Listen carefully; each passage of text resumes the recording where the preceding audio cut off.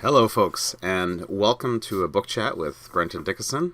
I'm pleased to add this as a feature with the blog, pilgriminarnia.com, and I hope you check out either for dozens, even hundreds of conversations about books online. Today I want to talk about The Shepherd's Crown. This is Terry Pratchett's last Discworld novel, and it's worth talking about. I actually started in the summer of 2013 reading chronologically all the way through Terry Pratchett's 41 novel Discworld.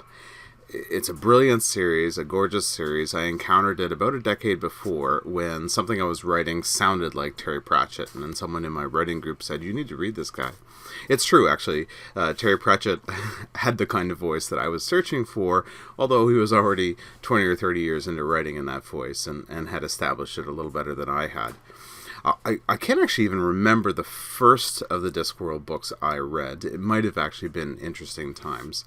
But this series goes through this incredible transformation from the basic kind of parody, farce-like writing, situated in a medieval / Charles Dickens time London on a disk planet rather than a globe, somewhere out in the universe, swimming on the backs of four elephants that sit on top of a giant turtle. The great turtle Atuan as it kind of smooths through the universe. It's a gorgeous and brilliant series that has really all kinds of interesting magic and cosmology and mythology and history, but it's really built around characters. This whole group of character casts.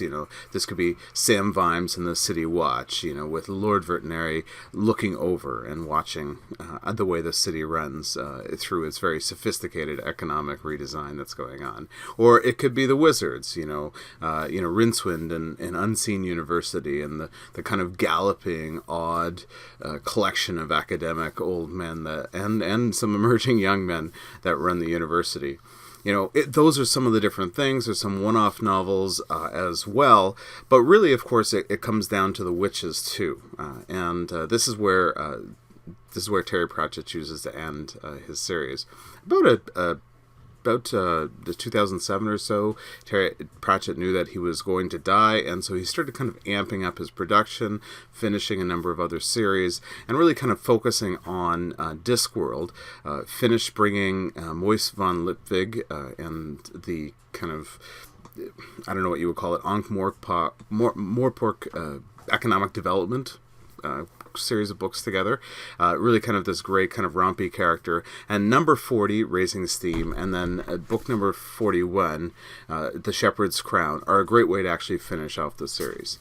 Series can end really badly. I mean, think about all the conflict that happened in 2019 with the Game of Thrones and the way that it ended. Or think about going back maybe to one of the most classic, worst endings ever, which is the Seinfeld series ending. Such a huge series that ends so badly. And this could have gone badly too. It could have kind of disappeared into nostalgia, or it could have jumped up into something that overreached itself, a kind of jumping the shark moment. It did neither of these, actually, and the two final books, although not perfect books, really work well as the finishing off of the series, allowing us to say goodbye to Terry Pratchett and his world, but also kind of inviting new spaces of imagination for what's possible.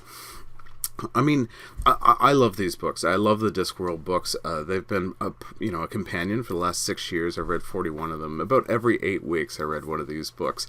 And it sometimes takes me 2 or 3 weeks of evening reads to read through one of these short novels.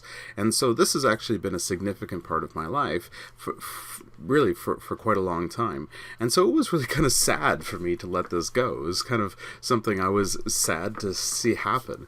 Raising Steam had the whole cast of characters from Ankh-Morpork, including the City Watch characters, as well as the goblins that have been developing there, and Moise van Lipwig and his cast of characters that he brings with him. Well, The Shepherd's Crown instead goes out into the community of Lancre and its environment around it, to the areas around it, including the Hills of the Chalk, where Tiffany Aching has developed as a budding witch, quite young, with great instincts and a good amount of self-doubt and self-courage that somehow mix together into a real effectiveness as a witch. Now, witches, of course, in Discworld are really a lot of things. They're actually almost more like village priests or village pastors and their wives, all built into one, than they are like anything else. They're generally educated but not bookish. They're smart, common sense, cutting, witty. The good ones are.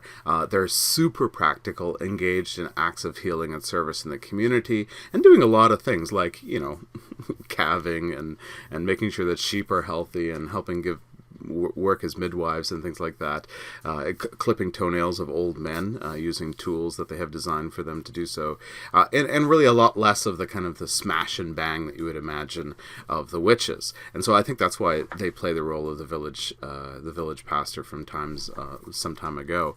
And so that's what makes this interesting. The greatest of these witches, Esme Weatherwax, passes away at the very beginning of the novel, the beginning of The Shepherd's Crown. And that really gives us a chance to kind of say goodbye to Terry Pratchett, because Granny Weatherwax was one of the voices that I think represented Pratchett's worldview.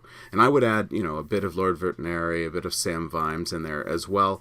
But this is, I think, Terry Pratchett's alter ego, if there is one. I don't think there's just one, but I think it's one of them. And so this gives us a chance to say goodbye to Granny Weatherwax, but it also gives that whole world a chance to reorient. Turns out Granny Weatherwax was holding together a whole bunch of magical tensions, cosmological tensions that nobody knew about, and now the space that separates the kind of evil elves of an other world and the kind of agricultural, lazy and lovely and struggling people of the hills.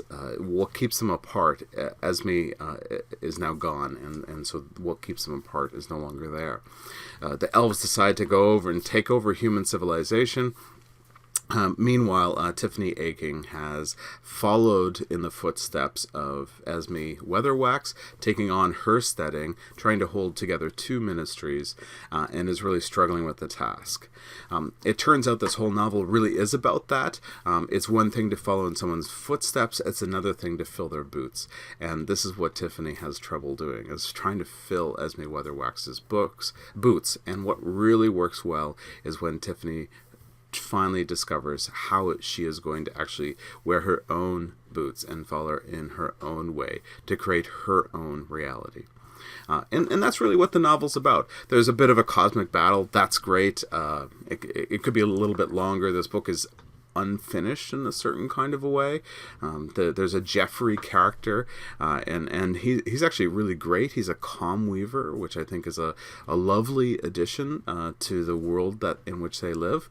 He's able to go in and speak peace in very kind of specific ways. That's kind of uncompleted, and his goat, Jeffrey Swivel's goat, super intelligent goat, maybe one of the human-animal combo characters that would have developed in Discworld. I don't know. Jeffrey's actually more witch than wizard and lands with the coterie of women as they go to take on the elves and save the world. And his goat, Mephistopheles, is there to kind of help along the way. And of course, we get a visit from Death. Death comes to take Granny Weatherwax at the beginning of the books, although I'm not sure she's that far away. It's actually one of the unresolved tensions in the book, and I wonder if you, capital Y, you, the cat, is in some way not just a familiar of Granny Weatherwax, but somehow an echo of her spirit as it exists in the book. Not quite finished, but a great way of bringing everything together if you read it with the Raising Steam book, a book about the development of the railway. And the books work well in common together. Well, I've now finished Discworld. It's been 6.5 years. I had read about half the books before that, and so I've read through them a couple of times in some cases. And what do I do next? I mean, I'm really tempted to just restart this book, but there are other books. There's the book Nation by Terry Pratchett, which I have on my shelf, which he was writing when he found out he was sick. There's also the Long Earth series. I've read some of Johnny Maxwell, but not all of it. So there are other things to read, but there are also other great big world writers that maybe I should explore. I'm tempted to try the Dragon Riders of Pern and really kind of dig into that series. Or Ursula Le Guin is worth a chronological read, although I don't know how to read she's written so much. I don't know how to read all her short stories and all her books. And of course, there's the one book that got away. I haven't even seen this book, the Once More with Footnotes, short stories, short pieces book by Terry Pratchett, this kind of legendary book that if you have a couple of $100, you can find it on Amazon or AbeBooks. I don't have a couple of $100 and am waiting for it to providentially land in my lap or be brought to me by someone like you, the cat, or Mephistopheles, the goat. We'll see how that goes. In any case, I would encourage you to go through the series. Don't read this first, but this The Shepherd's Crown makes a great finish to the quite powerful Tiffany Aching series, 5 or 6 books that can be read by kids and by young adults as well as adults, and has in itself a pretty good narrative arc that's worth following. All right, thanks for this book chat. Make sure to check me out at www.pilgriminarnia.com, as well as on Twitter and Facebook, and I hope you have a great day.